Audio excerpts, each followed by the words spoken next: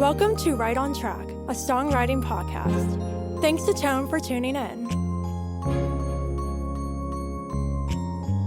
I'm Demi Michelle Schwartz, and I'm thrilled you're joining me on my songwriting journey. So kick back and relax, don't fall flat, and remember, stay right on track.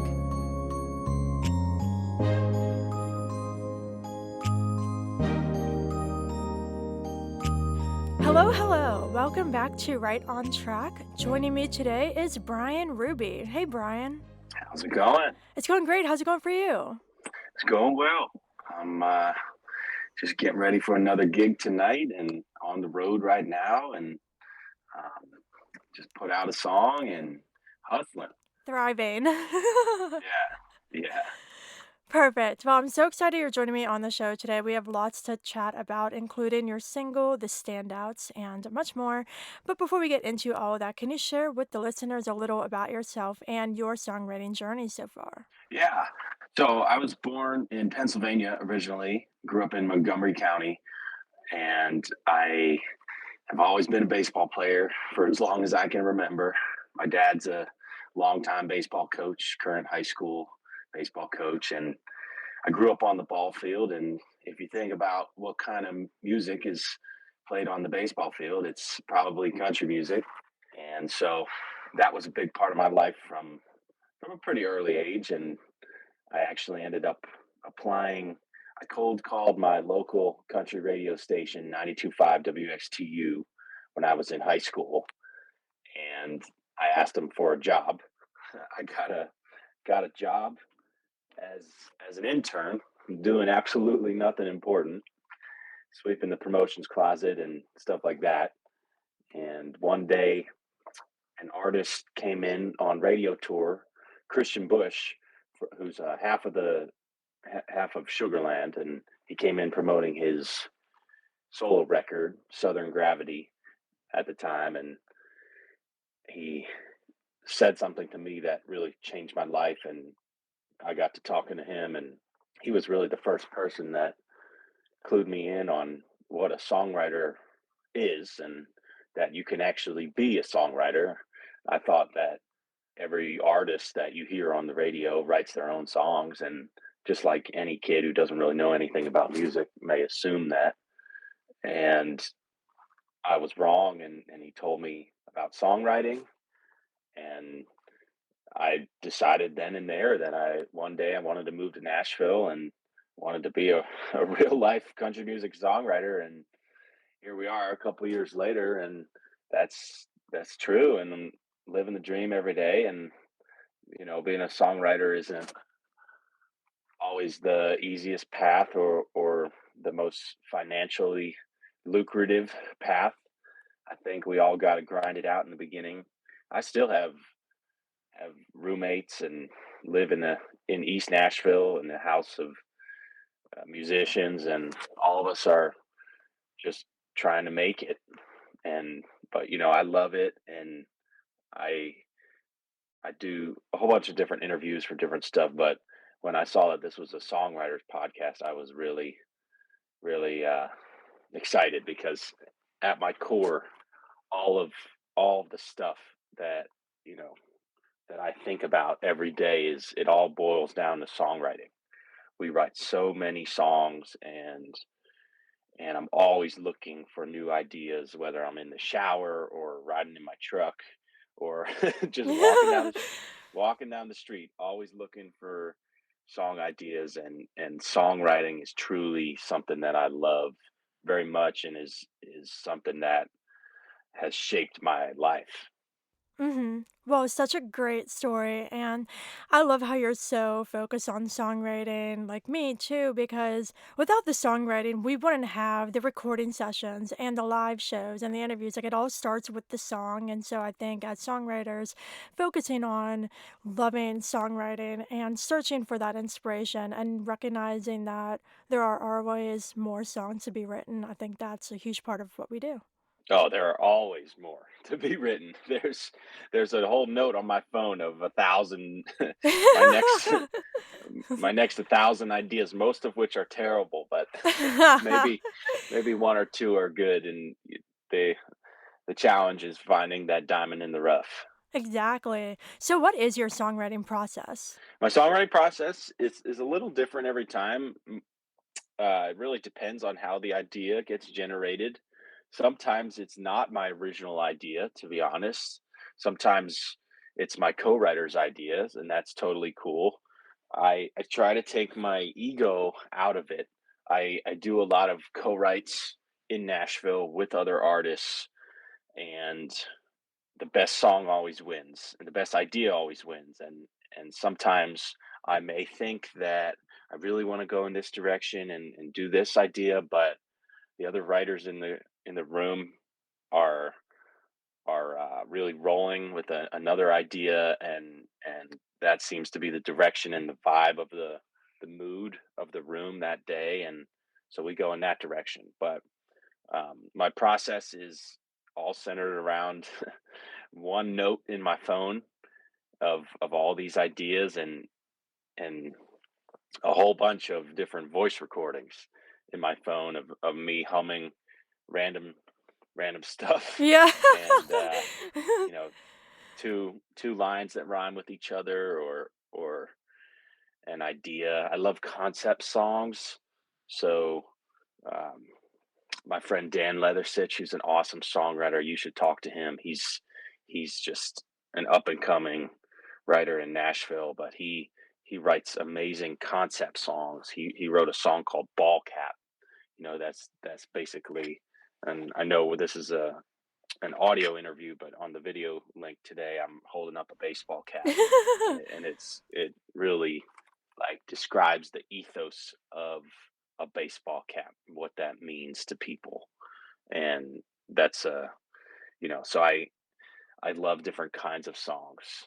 Murder ballads. I haven't written a murder ballad, but I think every country singer needs a murder ballad. Uh, um, but that's my process, and it's evolving as well because I'm always looking for ways to adjust and improve what I'm doing.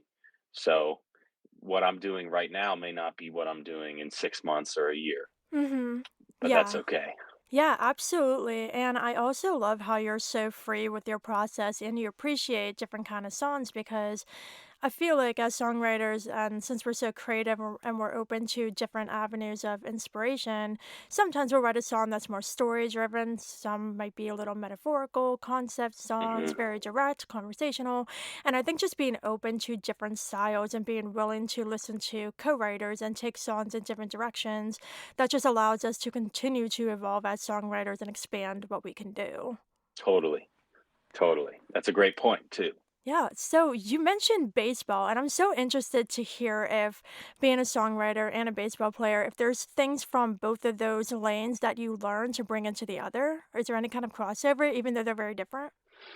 The biggest crossover is probably the most difficult thing about both of them is the failure. And in baseball, you get a hit. If you get a hit, 3 out of 10 times you're hitting 300 and you're an all-star and you're on your way towards greatness. But that means you fail 7 out of 10 times. And in songwriting, I don't think anybody's getting a hit 3 out of 10 times. So that would be amazing. It's more like 1 out of 100 if you're really, really good, and or 1 out of 50 if you're amazing, and it is a lot of failure, and it's learning to live with that. And because we're writers, we get so personally invested in all of these songs, and as much as this sucks to say, you kind of almost have to detach a little bit after. It's you got to sit with it, and you got to love it and nurture it when you're writing it, but after you write it, you almost need to detach a little bit Yeah. and then move on to the next thing and write the next thing. Mm-hmm. Yeah. And that's hard because each song is like our each of our songs are our babies. Right. No, that's a really great point. I think with anything creative, there's there's an emotional investment, especially when we're writing songs that are authentic and like about our lives and very personal Yeah, to us. Anything creative that we put ourselves into emotionally, we have that attachment to it. And then when we see it not do as well as we want, or it just epically fails, it's almost like a personal attack on us in a way, even though it's actually not. But because it came from us and it's so personal, it can feel that way. yeah. And I believe, if you look at the current trends in the music industry, a lot of what determines if a song's going to be a hit or not is going to be like how it does on TikTok or how much marketing budget you have behind it, and that really depends on if you have a big powerful record label. So those are all factors outside of the songwriter's control. Right. And I think there are amazing songs that nobody's heard, Mm-mm. and sometimes some of the songs that are hits aren't really that great. Yeah. So You said so it's it. there's no real correlation between writing a, a very well written song. There's nothing that's really going to guarantee that it's going to be a hit. And that's just like sort of if you go to music school, like if you get a degree in music, like you're not guaranteed a spot i- on the Billboard charts or in the best orchestra or Right. something. Yeah. Like it's different, but obviously putting in the work is going to um, increase your odds of success. And but the odds are still slim. And going back to a point that you said earlier about just being invested in the songs, that's the only way that I know how to write a good song is to be personally invested in it. And even if it's a character that's from the past or somebody who's very different than I am as a person, I feel like I need to be able to relate to them. And I always try to think, what is this character thinking? If this character walks down the street, what are the thoughts that cross through his or her mind? And who does this character care about? Who are their family and their friends? And what do they do on a day-to-day basis? Where do they go? And all these things, what do they think when they wake up in the morning before they go to bed? And what kind of all the details, all the tiny little details. And I love getting detailed. I love it when you can shout out a little tiny little place or thing that really makes it seem like it's real. You want people to be able to I want people to listen to my songs and to be able to imagine a world around that. They can see the scene in their lives. And I also try to write, while it is very specific, I try to write it in a way, like if you listen to my new single, The Standouts, I try to write the song in a way that people can hear it and see something, some one of those lyrics or phrases or lines reminds them of something in their life. And so it feels that I try to hook everybody so that when they hear one of my songs, it feels personal to them, even though I may have written it about a whole nother subject or person or topic. But yet when you hear it, it feels like it's, wow, this was written for me. And I think that's definitely what I'm going for. Yeah, absolutely, 100%. I love that so much because I think as songwriters, we're always walking the line between being personal and universal, and we need to have some kind of personal investment in that song in order to make it resonate with us. And especially when we're performing live or recording in the studio, you need to have Absolutely. an investment to that, a personal investment, in order for it to sound believable. If you're singing about something that you have no relation to, or you're not empathetic about whatever character you're singing about, and you're not in in their shoes of the character, then it's just not gonna be believable, and so I really love how you have a focus on really getting into the details and picking things apart, really imagining being in the shoes of that character, even if it isn't you, to really understand, okay, who is this person and what is this song trying to say? And how can I relate to it in order to bring it to life in a way that resonates with other people? And I completely love how we're going to transition now into the standouts because, after I read the press release and saw, why you wrote the song, then I read the lyrics of it and I was like, yeah, like I can see, the topic in that, but at the same time, it can go in many different directions. And no matter who's listening to this song, everybody has been a standout at some point in their life or was afraid to be. Growing up as a kid, even like in high school and middle school, I was bullied for being a little different. And so I Hmm. think that no matter how someone relates to this song, there's something in this for everybody. Yeah. You said that, and the first line that I thought of from the song is that relates to what you just said is the don't quite fit in. But sorry, I got my own lyric wrong. The don't the don't quite fit in ers. Right. The runts of the litter, the don't quite fit inners. Yeah. And I think the don't quite fit inners is symbolic of a whole bunch of people. And I actually, in talking to lots of other songwriters, I think a lot of us, myself included, I didn't feel like I fit in high school. Mm-mm. I felt like I was always thinking in a slightly different way. And I actually think that's amazing. And I wouldn't change a single thing because that's enabled me to be a songwriter. And that's like the best gift in the world to be able to write songs Mhm. and to be able to do that. And um, I'm not saying I'm that great. I, I, I think I'm okay, and but I want to be great one day. I really, truly do want to be one of those people that people look at me. And I had a chance to meet Desmond Child at a show, and this was last week. And obviously, he's an amazing songwriter. Wrote "Living on a Prayer" and "Living La Vida Loca" and a whole lot of songs that don't start with the word living, but those are the two that I thought of off the top of my head. A bunch of Aerosmith songs, I think, as well, and I was impressed, and and I've got to meet a whole bunch of famous singers, but I always, um, I don't freak out when I meet different artists, but when I meet hit songwriters, I'm like, oh my god, it's that's a hit writer, I want to be like them one day. And yeah, it's I'm glad that you connected to the standouts though. I think that song, like you said, it came from a deeply personal place, and it can mean lots of different things to different people.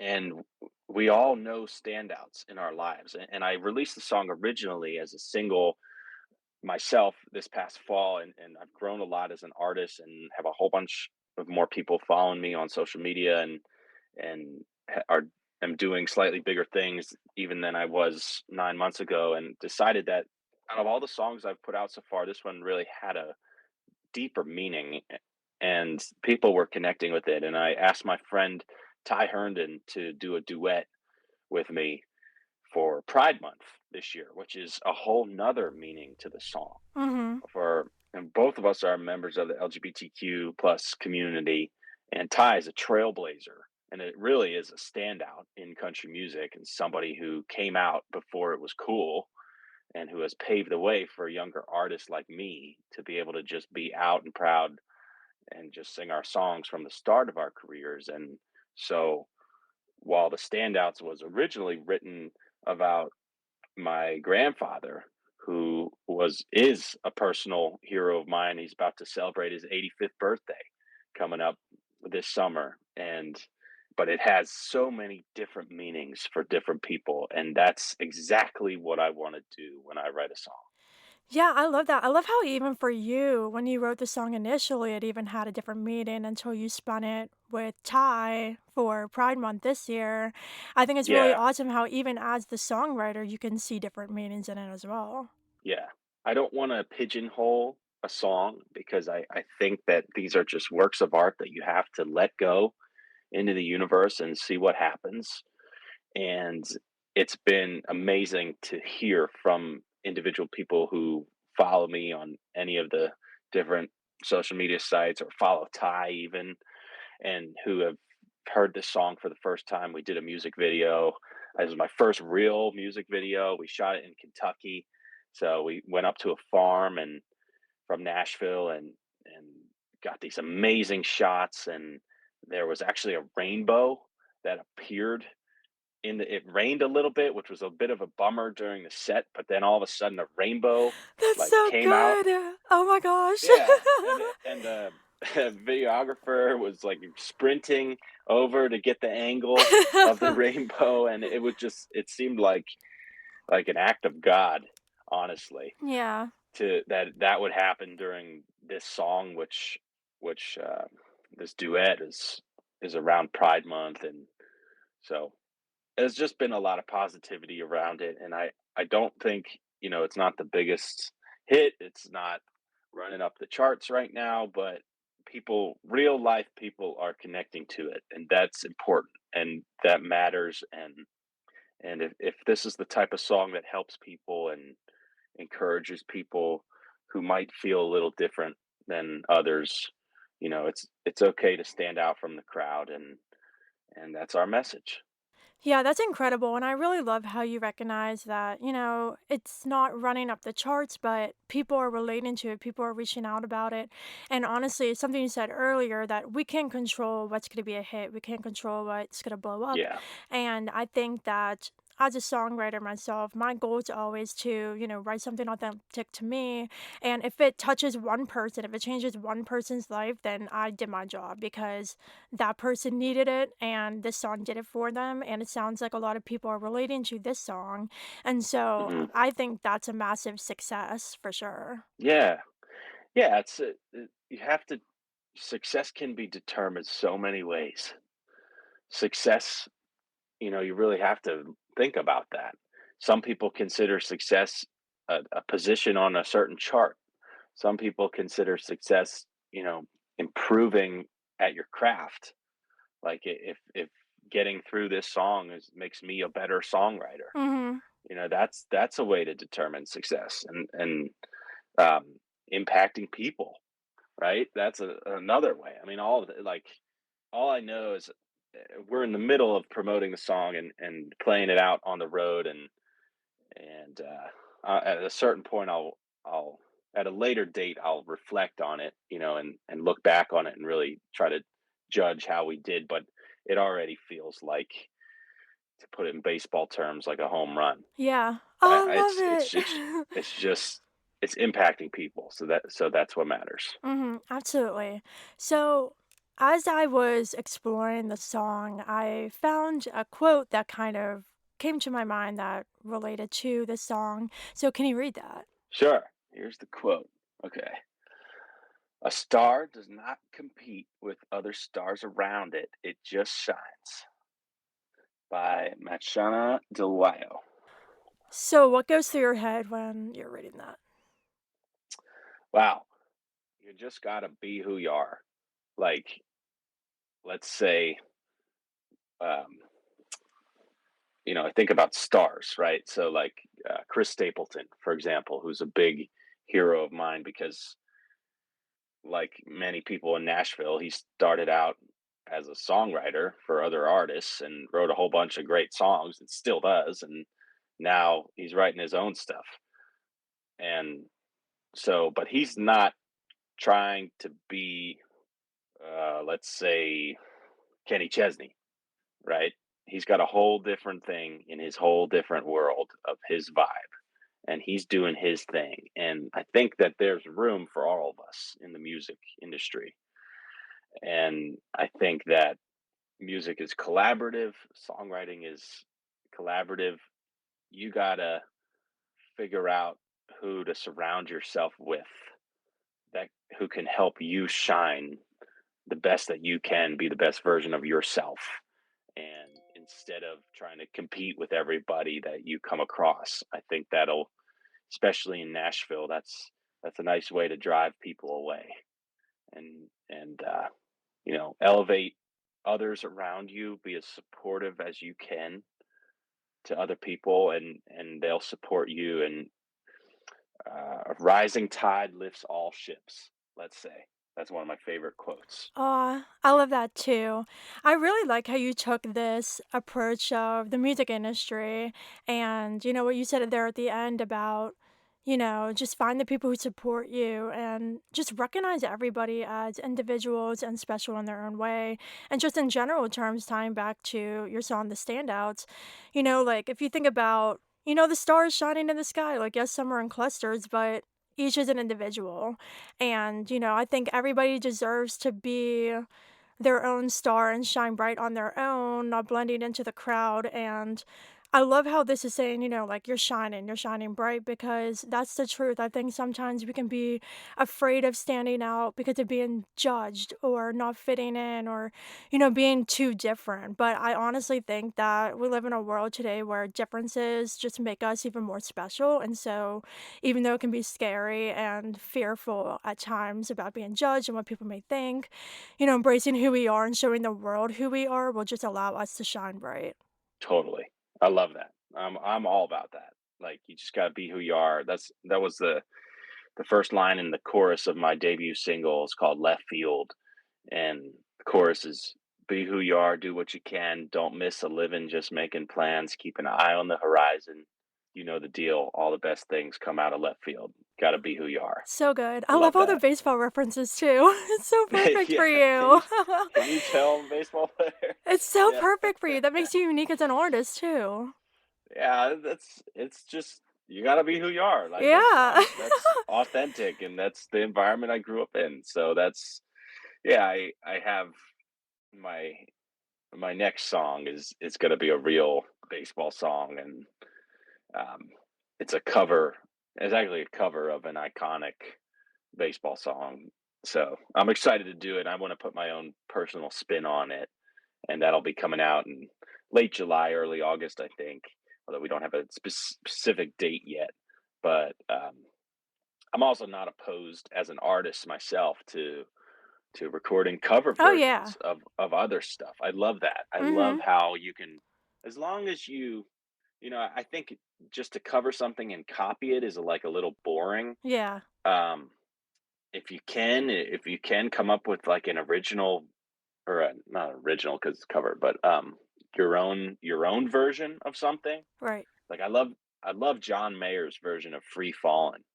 It's so different than the Tom Petty version, and I love putting my own personal spin on stuff. And even though that may not be songwriting, it feels like songwriting in that you can create your own thing and um, make it yours. Mhm. Yeah, absolutely. I have 2 cover songs. I did "Homecoming Queen" by Kelsea Ballerini and "If I Die Young" recently, and I take the exact same approach of, if I was the songwriter who wrote this, how would I do the melody? How would Yeah, I tweak it? The arrangement. And Kelsey's song, I actually wrote my own bridge to include in the song, so that was a little bit of songwriting in it, but I definitely very think cool. that as artists, we can't be afraid to do covers because honestly, like before I even started writing and releasing my own music, I did covers, and that's how I found my sound a lot, and that's how I really discovered the styles of music I like to sing and testing out my own voice and my own style. So covers are definitely a good thing. Oh yes, I've been there. I started out. My first gigs were at a coffee shop called the Crafted Cup, and they would have an open mic every Thursday night. And I would practice a song, always a cover song to start. I would practice a song all week, and I wasn't a great singer or a great guitar player, but I stumbled through it, and I would show up to the coffee shop and perform it. And originally it was covers, and then I started to write my own stuff, and it's a good thing there aren't many videos of those shows because I don't know if I want those songs getting out compared to what we're writing now, but everybody starts somewhere, and Yeah. I love that creative process, and it really is a journey. Everything with songwriting is a journey. It's all about the journey, Mhm. not the destination, Right. and finding fulfillment and enjoying what you're doing. I listen to a great great songwriter podcast called Songwriter Soup by Laura Veltz, who's an awesome writer in Nashville. And they always say, enjoy the day. If you're so focused on the future and you want to win a Grammy or whatever your goal is or whatever, um, it makes the current day not a lot of fun. And I think, I mean, I don't know what I'm saying, but in order to get there, to have a shot at doing some of that bigger stuff, you really have to just enjoy each song and pour your heart into it and make each day the best you can when you're writing songs Right. and enjoy the process, enjoy the outcome. If you get something cool, if you don't, which happens a lot, don't beat yourself up. That's that. Most of the songs that I write, nobody ever sees or hears Yeah. because they're not that great. But No. occasionally you get a good one, and so you gotta fight through, slog through the mud to make it through to the other side and come come out the other side with some good stuff. So Yeah. it's a journey. Absolutely. 100%. So, just to wrap things up, I wanted to hear briefly about the documentary you're working on. Yeah. So okay, so that's a whole nother subject. So in 2021, when I was playing professional baseball, I came out publicly as the only active pro player to be out as gay at the time. Now there have been a few more who have come out since, which is great. I love that, and I wanted to. Part of the reason I spoke up and told my story was because I wanted to make it easier for younger versions of myself to not have to struggle through what I went through. And a big part of that was they say if you can see it, you can be it. I couldn't see anybody like me as a kid playing baseball. I would watch games on TV and dream about one day being a major league baseball player, and it was really isolating to not be able to see anybody like myself. And so flash forward years later, I did it. I came out, I got to keep my job in baseball. Um, I got a lot of messages from younger athletes, you know, who were struggling as well. And I wanted to make something, and this documentary that we're working on is truly the journey of struggling through everything and coming out on the other side. Coming out. I Fun. didn't even mean to do that. Yeah, coming out literally and metaphorically on the other side with a stronger sense of who you are and an inspirational message. It's the thing that I wish I could have watched as a kid, but Yeah. I didn't have. And so we're still working through it. More information about the film is going to be available later this year. So just keep in touch, and I'll definitely post it on my social media when the time comes. And I'm excited for the world to see it. Yeah, absolutely. I'm excited to see it as well. So, final question for you to kind of wrap everything up, leading off of everything you just said, really. With the standouts, what is one piece of advice you like to share with anybody listening who is struggling to stand out in whatever way that looks like for them? Oh my gosh, a piece of advice. Wow, I'd say if you're struggling to stand out, truly think about how it might feel to live the best version of your life possible. And I know that standing out is something that all of us as humans, it can feel a little awkward, right? We all have that pack mentality. You want to be loved. You want to be accepted by your crew of people, whoever they are, and whatever you do.